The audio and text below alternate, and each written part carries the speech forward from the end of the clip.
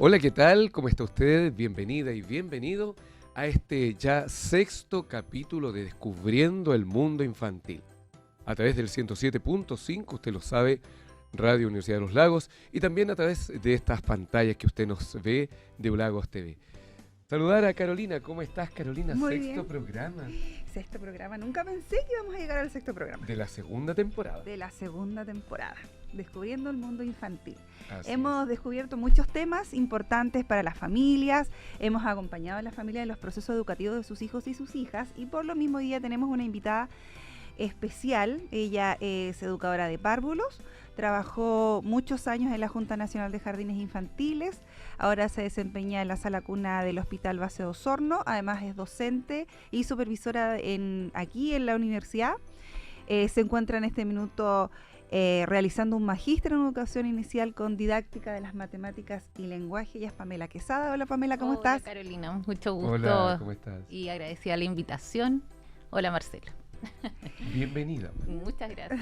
Hoy día vamos a hablar de un tema que, si bien tiene que ver un poco con las aulas, no tanto con las familias en su casa, también es importante que las familias entiendan un poco el contexto al que sus niños y niñas van a los jardines y salas cunas. Vamos a hablar de los ambientes de aprendizaje o de los ambientes bien tratantes también, que es, Claro. se dice hoy en día el tercer educador. Entonces, ¿por qué sería el tercer educador?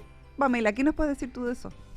Bueno, esto parte, ¿cierto?, de la filosofía reyoemiliana, que lo manifiesta así como el tercer educador por la importancia que tienen los ambientes de aprendizaje. Si bien antes nosotras pensábamos, ¿cierto?, que la educación inicial era solo en el aula y era una educación que más que nada el adulto construía para los niños.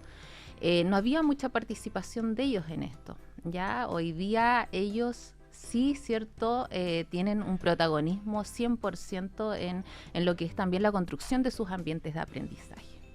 Loris Malaguzzi tiene una frase súper importante que dice que el jardín sea una extensión del hogar. Y aquí las familias quizás van a decir, ¿cómo extendemos la casa al jardín? ¿Cómo es Claro.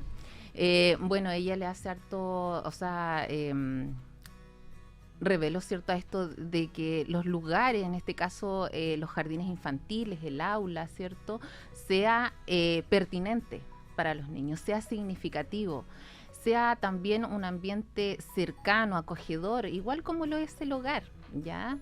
Que las relaciones también, las interacciones sean también cálidas, así como también lo es en el hogar, y que esto se traspase obviamente a lo que es el aula, que los adultos, ¿cierto?, que estamos a cargo de estos niños y niñas, hagamos sentir esos niños igual como que estuvieran, ¿cierto?, en sus hogares, y con esa seguridad para que ellos puedan descubrir su mundo.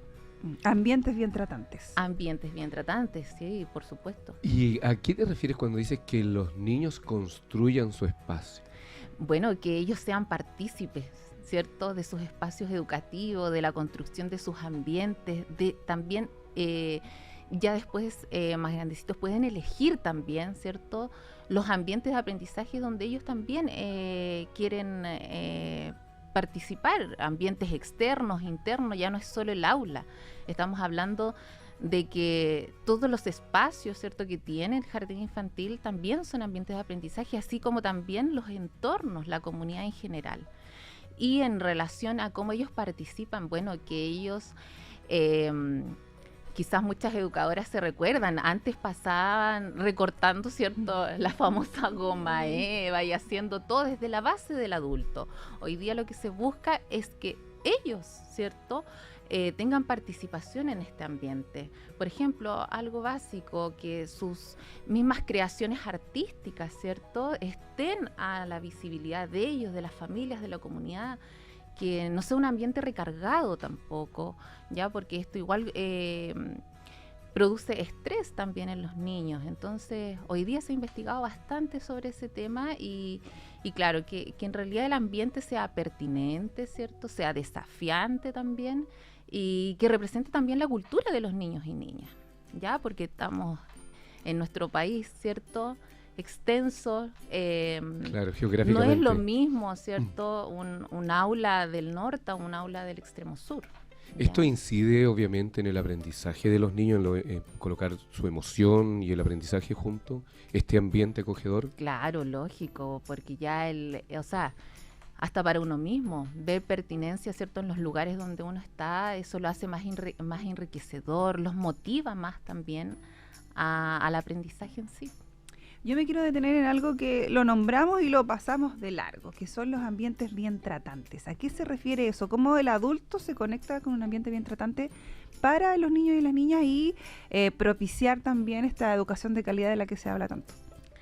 Claro, bueno, lo primero, ¿cierto? Lo primordial dentro de las aulas justamente va enfocado en los ambientes bien tratantes. O sea, el niño y la niña vienen desde su hogar, ¿cierto? A un mundo nuevo, con gente desconocida, se puede decir al principio, donde es importante, antes de generar aprendizajes, crear estos lazos emocionales, crear el apego, sobre todo hablando, por ejemplo, en mi casa, en mi caso, que actualmente yo trabajo en sala cuna, generar un apego, ¿cierto?, que sea de calidad, donde en este caso bebés de 6 a 2 años se sientan, ¿cierto?, acogidos, se sientan seguros.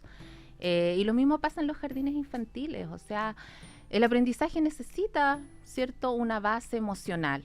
Sin el niño estar contenido emocionalmente, ya, sin atender a sus necesidades básicas, que es lo primordial, no se puede construir aprendizajes de calidad. Entonces, por eso es tan importante, ¿cierto?, el buen trato, no solo en los niños y niñas, ¿cierto?, hacia los niños y niñas, también entre el personal que está a cargo de estos niños y niñas, ¿cierto?, entre los adultos y los niños, con sus familias y la comunidad educativa en general. ¿Y esto cuándo cambió este paradigma que antes se lo hacían desde la visión del adulto, como decías tú? ¿En qué fecha más o menos, en qué época?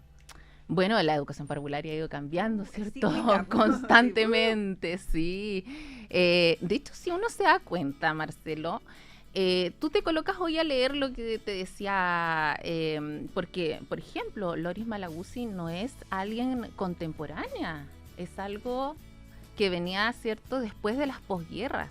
Entonces tú dices, oye, si ella decía eso, ¿por qué antes no le dimos sentido a esto? ¿Por qué le estamos dando sentido ahora? Y de hecho ella Vygotsky fue una también, visionaria. ¿cierto? Entonces, no son referentes de educación parvularia que sean contemporáneos, sino que vienen desde mucho más atrás.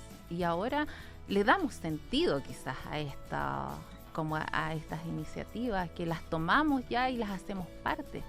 Muchos de los precursores del 1800, María Montessori, Froebel, hablan de los ambientes enriquecidos para los niños y las niñas.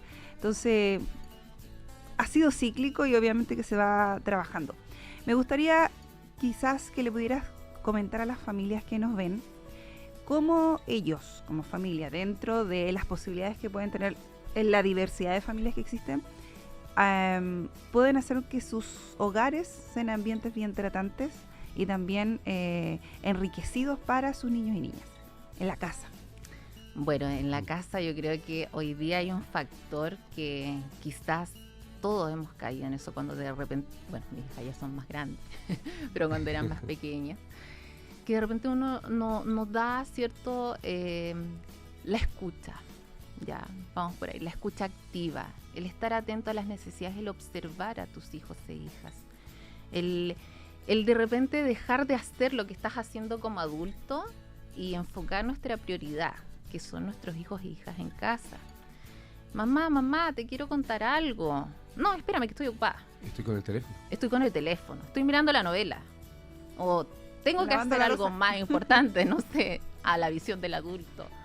Ahí yo creo que cambiar esas pequeñas cositas, de repente el colocarte, ¿cierto?, a la altura de tu hijo, escucharlo con atención, mirarlo a los ojos, ya le estás dando una importancia relevante y estás cambiando quizás esa visión que tienen los niños y niñas de que no me toman en cuenta. O sea, hay que validar las emociones de los niños y niñas. En la casa igual, el atender, de repente uno dice, oye, mi hijo, no, es que hace muchas pataletas, ¿no? Y cierto, y salen estas dudas o estas cosas en relación a las conductas, pero ¿por qué no vamos más allá? ¿Por qué no miramos por qué ese niño está llorando? ¿Por qué en ese momento se frustró? Hoy día los llantos, las pataletas lo tomamos como algo negativo, sin embargo, es una demostración de sentimientos, ¿ya? De emociones. Un llamado por algo. Está haciendo un llamado por algo, y es ahí donde está el rol del adulto de validar estas emociones de sus Y hijos. yo te quiero hacer una pregunta porque tal vez los auditores, los televidentes, sobre todo si no son tan jovencitos o jovencitas, se estarán preguntando lo siguiente. Si todo esto son paradigmas o aplicaciones de avances ahí en el aula, pensando en la mejoría, ¿cierto?, del aprendizaje del niño y niña, ¿qué pasa con aquellas personas como nosotros, por ejemplo, en el caso mío, que nunca jamás yo creo que se preocuparon en el jardín que fui del ambiente? Recuerdo, si no mal, que había un Bambi como gran cosa y no me recuerdo nada más. ¿Eso qué significaba para el adulto posterior, al ser adulto? ¿Le afecta en algo o es que acá buscamos que sea un poco más integral ese futuro ser humano, pensando que esta es la etapa de la base? Y lo manifiesto en términos de eso, o sea, ¿cómo le afectaría en positivo o en negativo el que ahora, el que no lo haya tenido esta preocupación, y a quienes, y los niños de ahora, que sí hay todo un sistema, todo un estudio? ¿Cómo se da eso para que la gente no quede así como, oh, a mí no me pasaron eso, ¿qué me estará pasando? No sé, yo me lo estaba preguntando. Bueno, sí, yo creo que hasta nosotras, ¿cierto?, vivimos esas etapas. Sin embargo, aquí no hay algo malo y algo bueno. Es algo que hay que ir mejorando, ¿ya?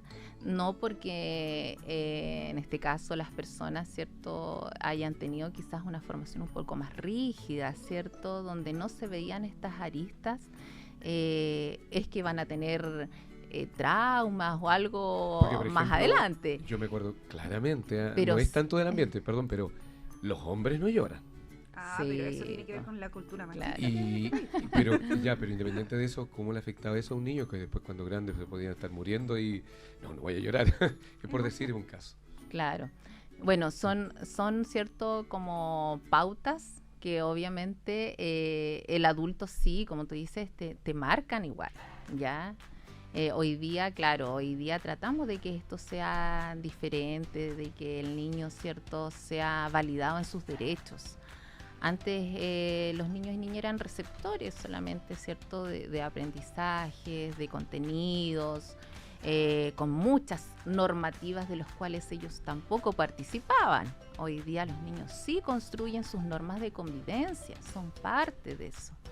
Entonces no es solo obedecer y obedecer, sino que hay cierto un aspecto más constructivo. Entonces yo no diría que está ni bueno ni malo, sino que hemos ido mejorando, ya hemos ido potenciando. Parte de la evolución. Parte de la evolución humana también, de los derechos, de todo lo que conlleva hoy día. Un muy buen tema. Yo creo que podríamos seguir conversando, hablando, Uy, pero da creo para que mucho más. Es que Pamela explica muy, pero muy bien, ¿eh? Como Muchas gracias. clarito como el agua, para quien está escuchando y quien está viendo. Esperamos que lo hablado hoy día haya sido de utilidad para las familias que nos están viendo, ya, para que también conozcan un poco por qué en el jardín infantil se exponen los trabajos de sus hijos y ya no está Bambi, ya, que no tiene que ver con nuestra realidad, Bambi, No, yo lo ¿cierto? miraba al Bambi ahí todos los días, hasta me caía mal después. Ya no tiene que ver con la realidad. Entonces, lo importante es que ellos sean protagonistas en todo momento. Así es. Así es. Así que agradecerte, Pamela, por Bueno, este tema, por la muchísimas explicación, gracias. ¿cierto? Muy, muy, muy buen tema que esperamos que le haya, como dices tú, hecho mucho sentido a la familia.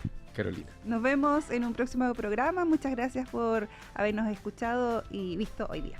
Descubriendo el mundo infantil. Chao, chao. Chao. Chao. Chao, gracias.